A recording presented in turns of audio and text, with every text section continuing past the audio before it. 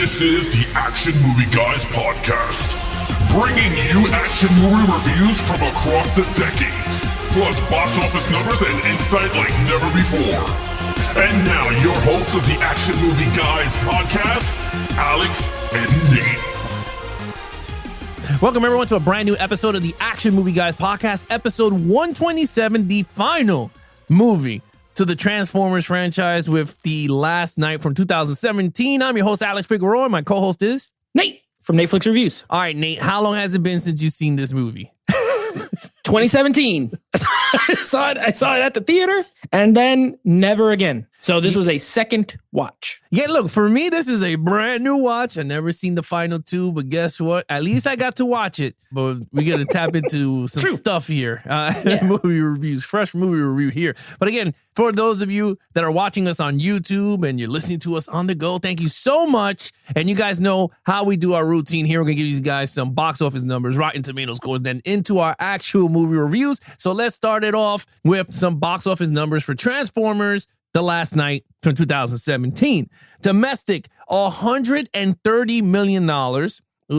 That's bad. International, $475 million. That thing got sliced in half from the last movie. Yeah. Worldwide total of $605 million on a budget of $217 million on a domestic opening of $44 million.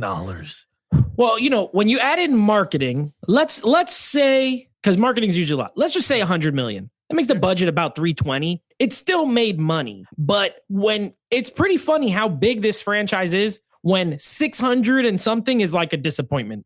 You know what I mean? Yeah. Because the last two made over $1 billion. The second one made over 800 million. I think even the first one was like in the 700 range, and it was the first one. Yeah. This is the lowest. And it's funny that we were almost like, well, 600, what a disappointment. It's a lot of money, but clearly it ended this version of the franchise, so it wasn't enough. Yeah, no, it wasn't enough, but it's kind of weird, right? When you see it, the trajectory, right? It went from it went from 700 to 800 to a billion, drop. Heavily, like by $500 million plus on the box I blame office. it on no Shia LaBeouf. Once they switched the casting, kind of, I feel like people were like, this is not the same. I don't think it's movie. more Shyla. I Well, think it it's not the same was the direction and the writing. But we could talk about that. People could have been sick of Michael Bay. You're right. Could be.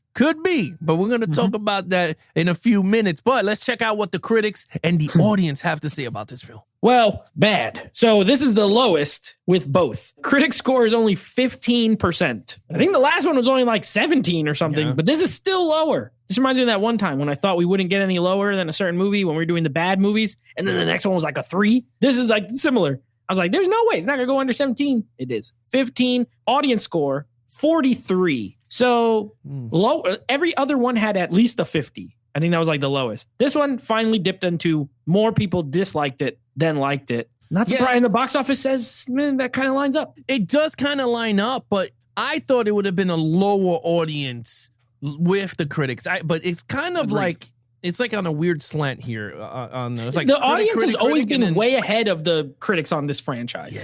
On all of them. You know what? You find some people that enjoy the movie. That's the thing. Stuff popcorn in their face and look at stuff explode. Yeah, but again, here on this channel, we're going to throw all those statistics out, all those numbers out, and we're going to give you guys our take on this movie. Of course, me, because this is the first time you're watching this thing, and then Nate, this is the second time him watching this movie. So let's have some fun. Let's start it off with the lead character, Mark Wahlberg, again. Barely. So he's like, okay, Cade Yeager is back.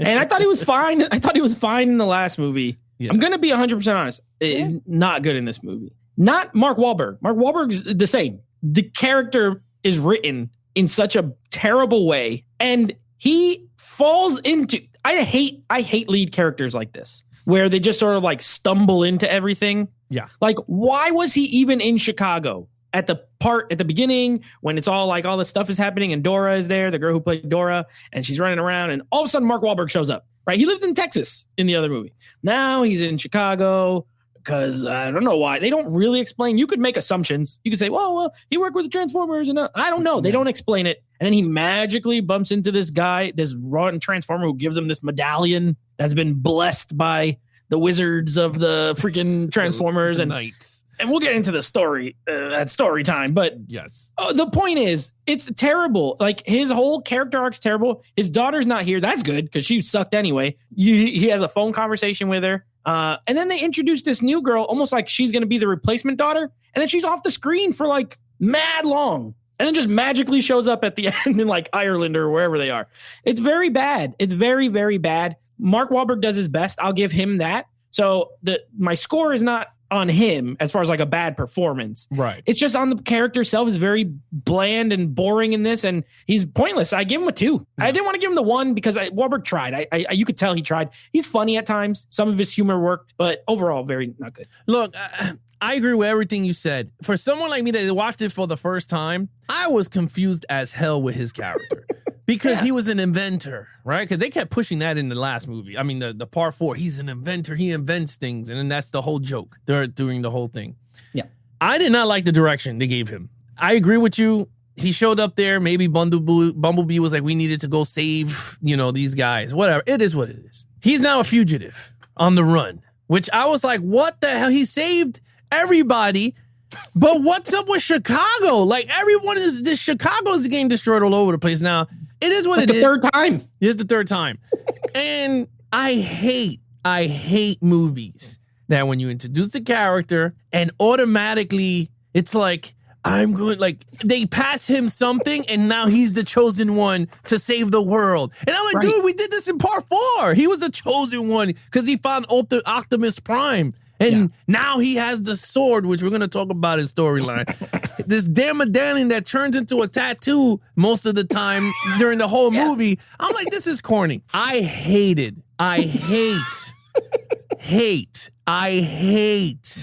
when they introduce a character. By the sheer luck, it's a girl.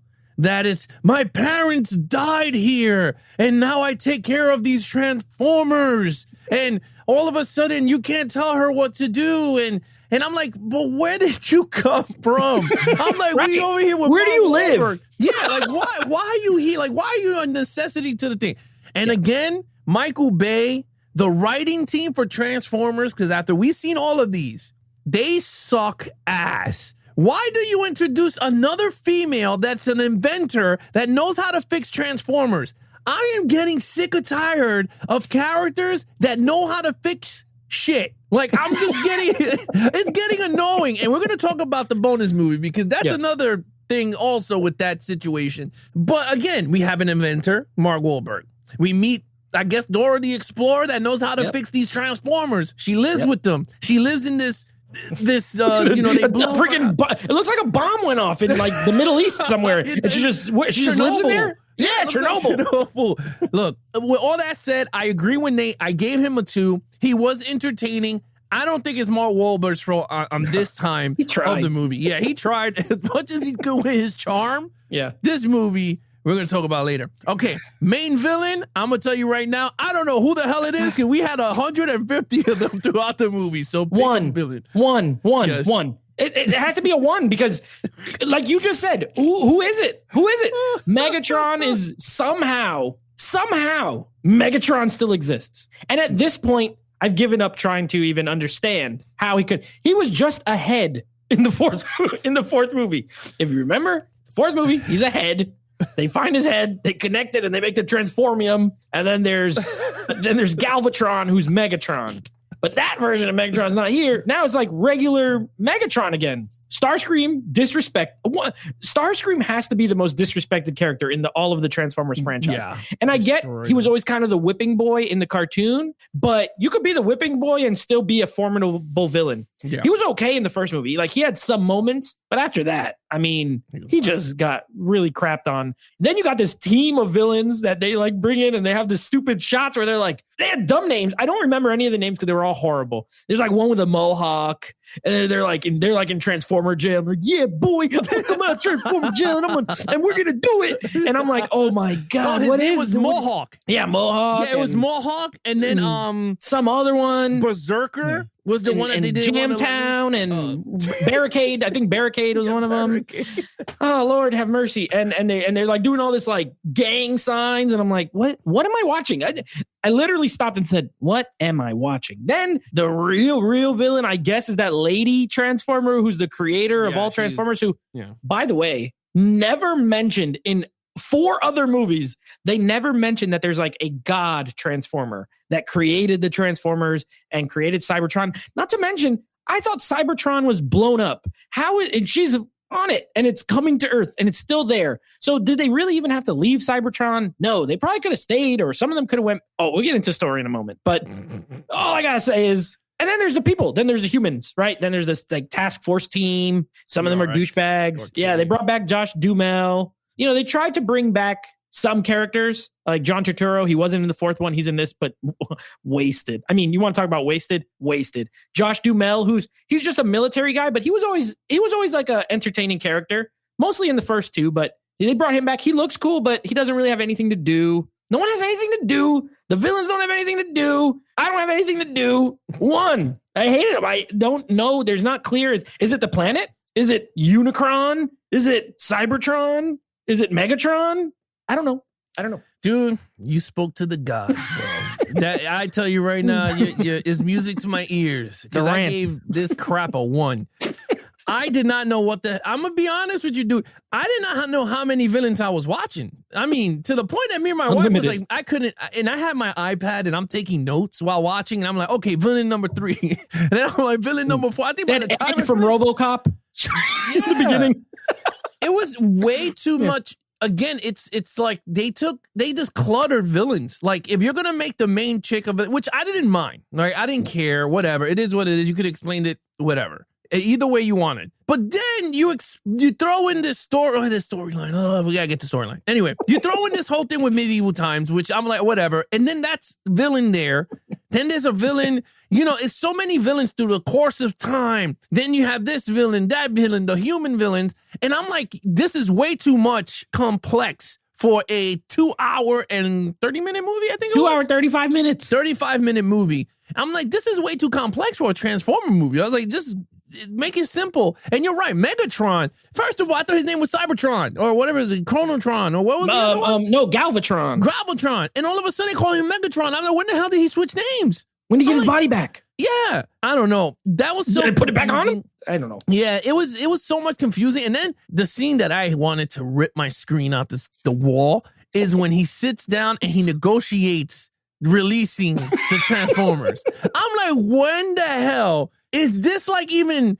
Why would you release more Transformers out there against the good guys? Like this Transformer franchise. I'm gonna end it with this. They have shown that humans are so stupid. They're so dumb. How many times are they going to work with Megatron knowing he's the bad guy? Like, I'm like, wait a minute. I don't understand. You guys got crapped on part 4 because you worked with, well, you didn't work, but you worked with a bad guy that technically took all the Decepticons and DNA and put them into the thing. You saw how crap that was. Then in part 3, you decided to work with the Decepticons. Didn't go well. So we got 3 films in, and you guys still got, ass kicked, and you still work with the damn Megatron. It was like, their name is Decepticon. It's got to be a sign. Deception. It's not good. I don't get it, bro. I was so lost. I said, you know what? This deserves a fat 1.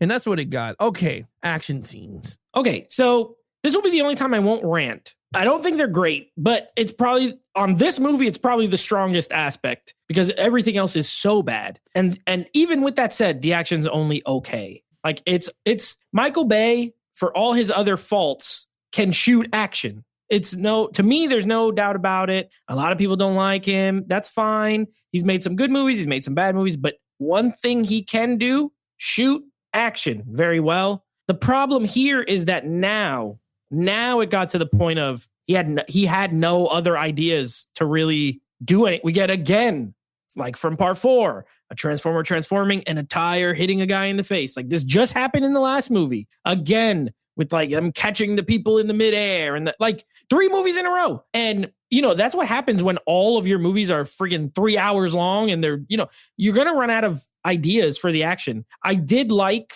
the Bumblebee Optimus Prime fight. I thought that was cool. It was different, at least, you know, it wasn't long, but it was cool. I like that. I hated that Bumblebee can like put his parts all back together. When the heck did he learn how to do that? Like he gets all blown to smithereens and then he could just reattach himself. They don't explain it. He just has a new magical power, I guess. So he's like unkillable. Pretty much Bumblebee is like the ultimate. But I still like the fight. It was cool. I did like some of the visuals of like the big, what is it? Unicron coming out of like the water and there's some spectacle to it. I'll give him that.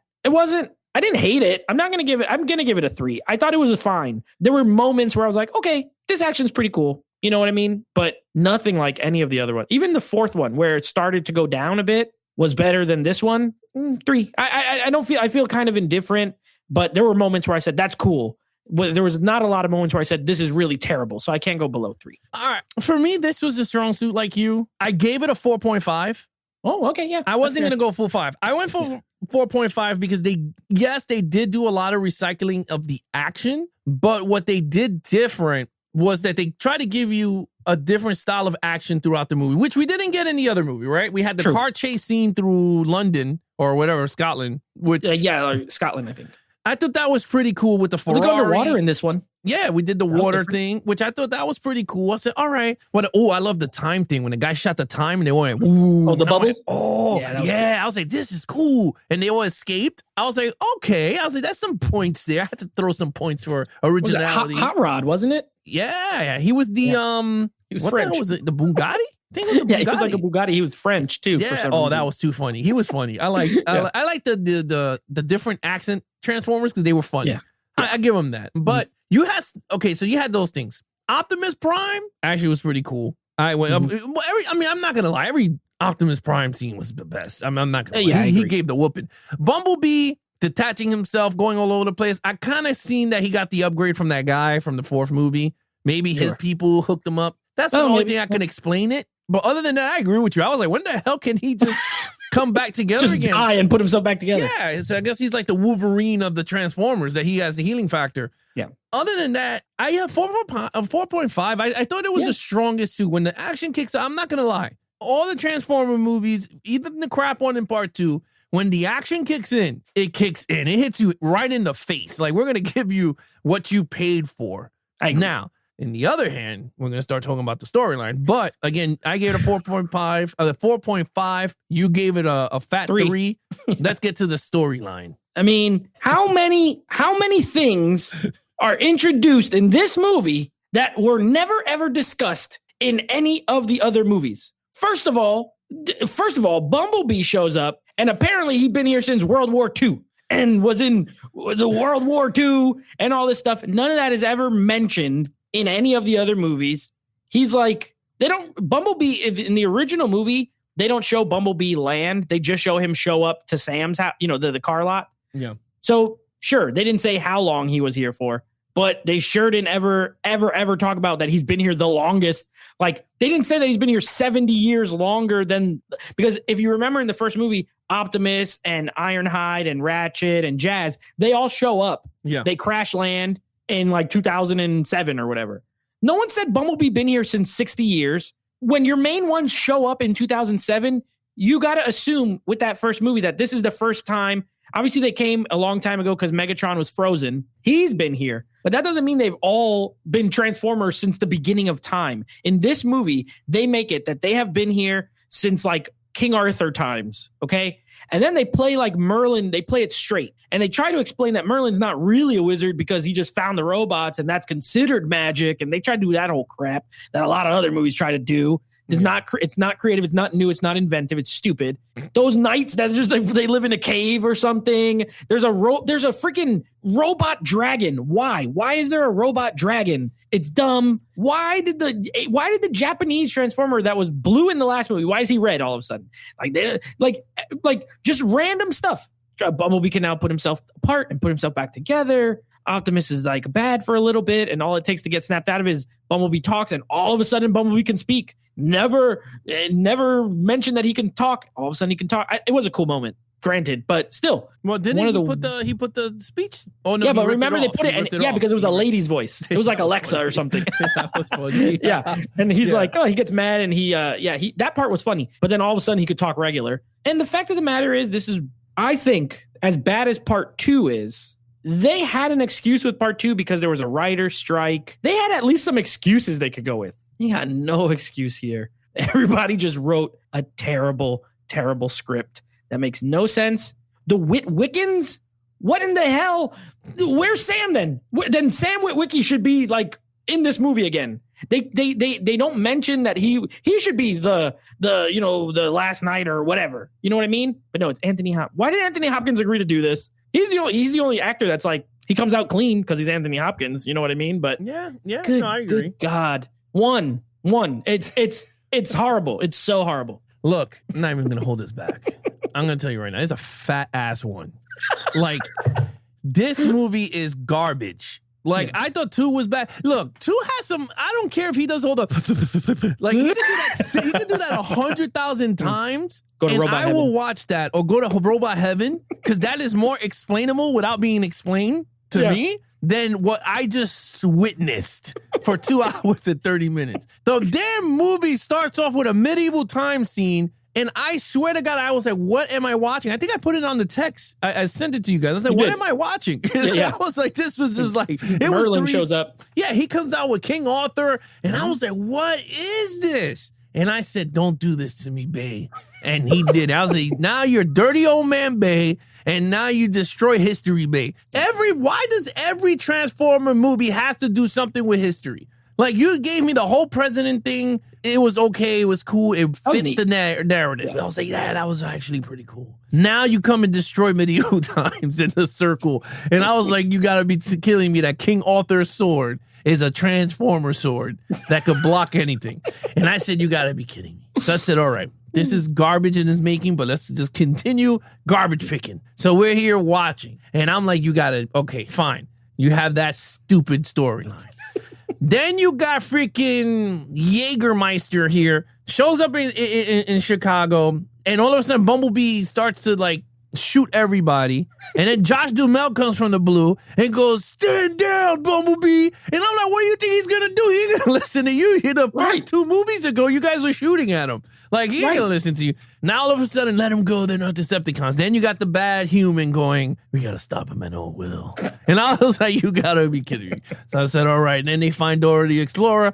Then my man John Goodman come back. And I was like, yeah. Now, that's my boy, the guy who shoot whatever. Anthony Hopkins is one of the weirdest characters in this movie. But I like and his butler, robot. his Transformer butler. I love his butler. He's an angry robot that wanted to fight everything. And then that honey bunny, whatever her name was. Okay. She was gorgeous.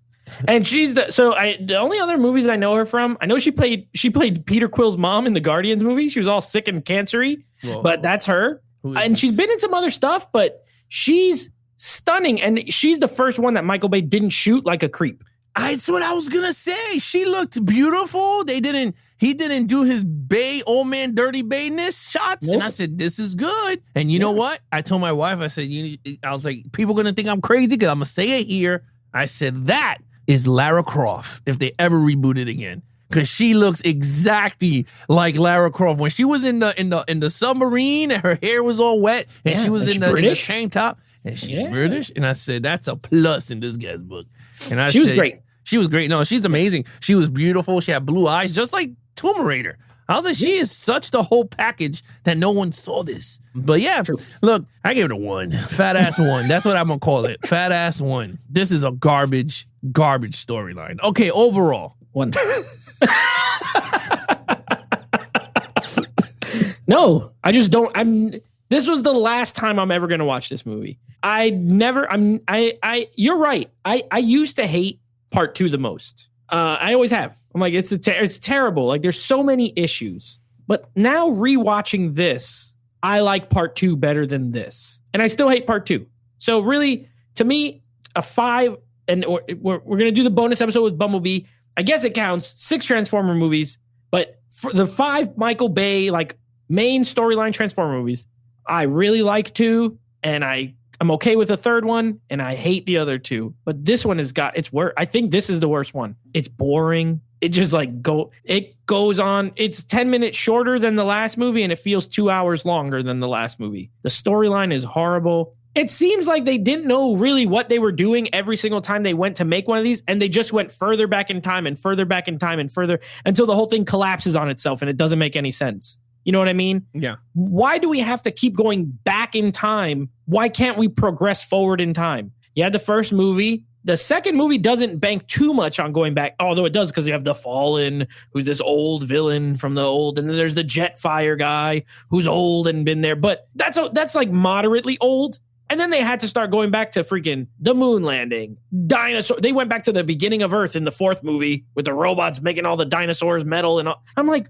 why do we have to keep going all the way back in time? Every time they do that, it ruins all the movies before it because then they don't make any sense. Now, because of this movie, the first movie doesn't make any sense. And the second one doesn't make sense. And I hate when franchises do that. When you write yourself into this corner and you have to keep writing and the corner gets like smaller and smaller and smaller, that everything that happened before no longer makes sense. Like if you watch them in reverse order, you can't. It will not, it doesn't jive. And I don't like that. I think it's really bad. I think it's a horrible movie. Some okay action. The actors try. I don't hate any of the actors in this one. I feel like some of the other movies had some annoying actors. I literally wasn't annoyed by any of the human characters in this. They were actually fine in general, right? Even the black guy was funny. The one who was helping with Mark Wahlberg. He had some good lines when he thought he was dead and he got shot with a beanbag. I thought that was really funny. They didn't go over the top with the humor, but other than that, I mean, I now remember why I never watched it again. And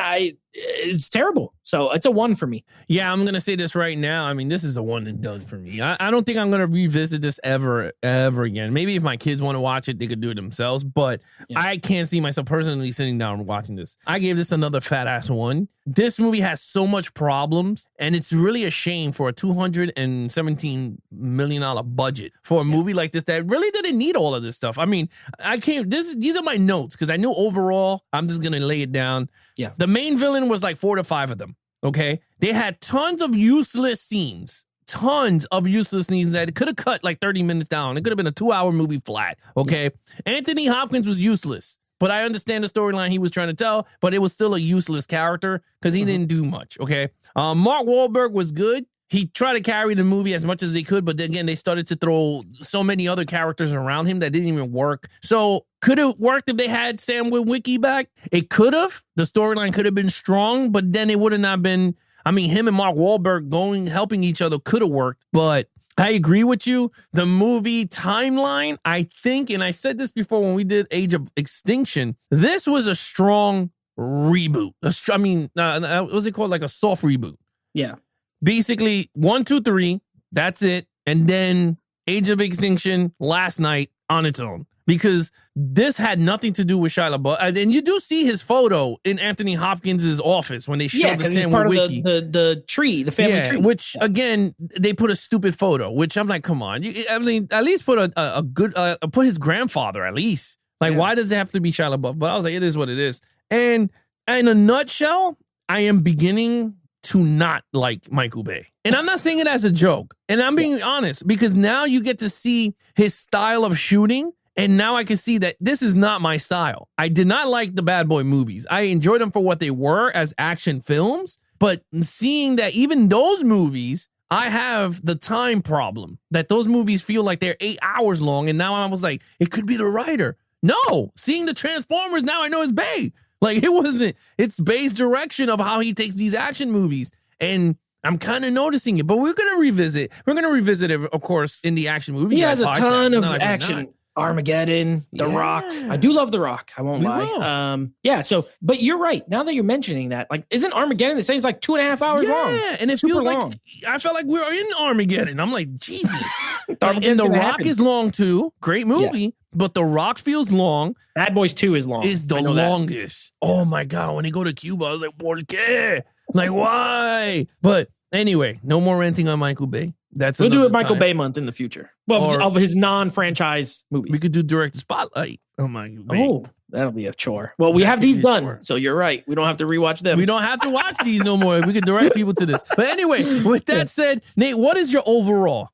8. Got an 8 out of 25. And what's your total point? An 8. Trash. I mean, this movie's trash. It's not good. If you have the 4K, by the way, It looks great. It does. The movie looks great, but gosh darn it, it switches aspect ratios every 5 seconds to 3 different aspect ratios. It's annoying. You did too much. Literally one shot to the next. I told Alex, like one shot and the next shot is switched and the next shot switched again. But 8. I give it a 9.5, and that's because of action. Other than that, this thing would have been so below under the double digits. It's not even funny. I agree with you. The Last Night is the best looking movie in the 4K box set, and then comes Three looked really good. 3 was really good, and then the rest you could put them whatever you want, but they all sound good. Let me just tell you, they all sound good. But visually, 5 is the best looking one. Other than that, Nate, you know what to do. Yeah, so that wraps up the official Michael Bay Transformers series, but we are going to be doing a little bonus episode for you guys that you're going to want to keep an eye out for. We are going to be reviewing Bumblebee, so it won't be a numbered episode. It's a bonus episode. You know, we like to throw out bonus ones here and there. So we'll do Bumblebee as part of the Transformers adjacent franchise. And then, of course, we are starting our Black History Month reviews. And our next review will be for Denzel Washington and Antoine Fuqua teaming back up. First time, I think, since Training Day. Yeah. A little bit of Equalizer. So we're going to be doing the Equalizer. And then you do want to stay tuned because now, next franchise, now that Transformers is done, we are moving on to the Superman movie. So our first, we did Black Panther. We haven't done a lot of comic book films. This is our first big comic book film set. We got 2 coming up this year. The first one, of course, DC Superman. So keep an eye out for those. Yeah, if you guys want to follow us on our social media accounts, please follow Nate over on Instagram at NateFlix Reviews. Check out the podcast with him and his friends called NateFlix Movie Reviews. Anything action movie, guys, please head over to www.youtube.com/LevelsOfGeeks, or you can follow Levels of Geeks, Levels of Geeks on Twitter at Levels of Geeks. Other than that, I'm your host, Alex Figueroa, and that is Nate from NateFlix Reviews. Be awesome to each other and geek out.